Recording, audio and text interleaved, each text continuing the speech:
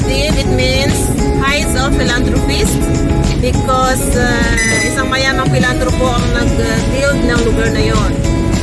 And mamaya i-explain ko mabuti kapag ito na tayo. Anyway, Ramat Hanadib is in I forgot the place. Maybe later I will tell you what is the exact place. And then, para ma-explain ko rin kung ano yung mga nandun. Pero napakagandang lugar doon kasi galing na ako doon before. It's a lot of flowers, trees, very nice place. Parang meron din ata ano doon, parang may ilog na maliit. Ewan ko, nakalimutan ko lang. Parang hindi ko napuntahan yung ilog. Pero sabi nila may ilog daw doon dati. Before. So, hindi na ako mamaya makakapunta doon kasi baka mawala na ako ng oras. So, okay. See you later, guys. Bye-bye. Hi, guys. We're going up to Sincronia ako. Kasi pataas yung lugar. So, ayan. Bakit tayo? Pero mamaya, ganda nito kasi makikita natin yung sea. Mediterranean Sea. So, hindi ko pa makita natin. Hindi ko nakikita masyado kasi pataas tayo. Mamaya pababa maganda. Kaso lang, nasa wrong side of the car ako. Bakit hindi ko makita? Mamaya siguro maganda. Nasa kaliwa na ako mamaya. So, yan. Bakit tayo?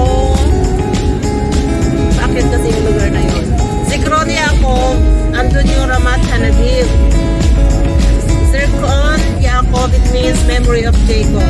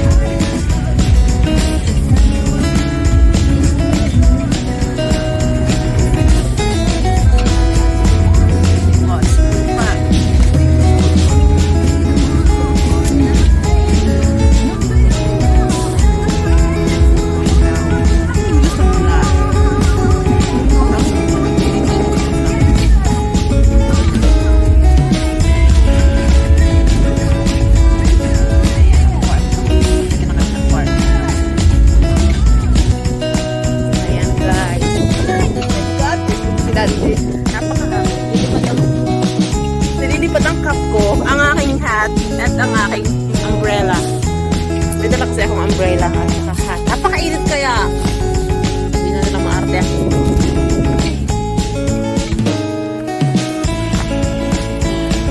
So, ayan. Napakahangin, mahangin, pero ang init.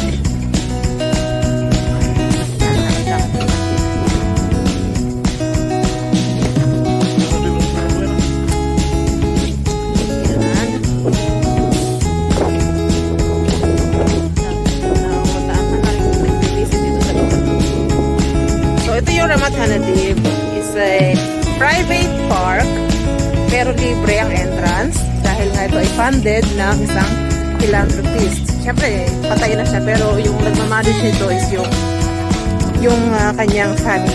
They are French family. So, yeah.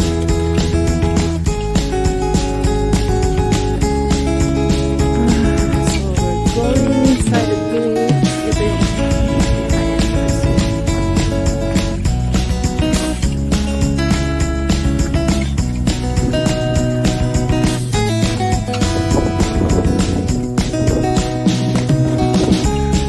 galing ako dito last time. Naman last year. Last year ano. Ganito rin na tao.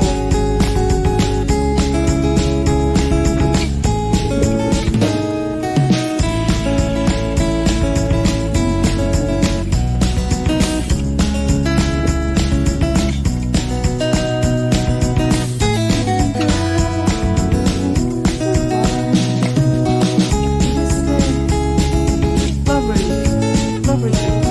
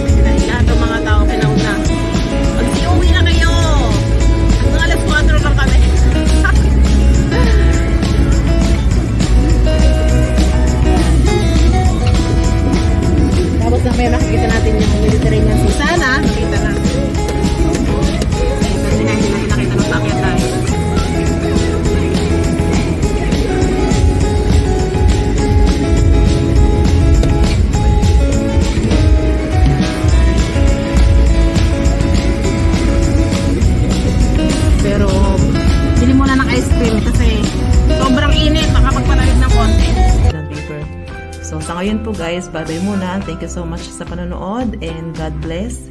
Ingat kayo lagi and kita-kits ulit sa mga sunod ko pang uploads. Bye!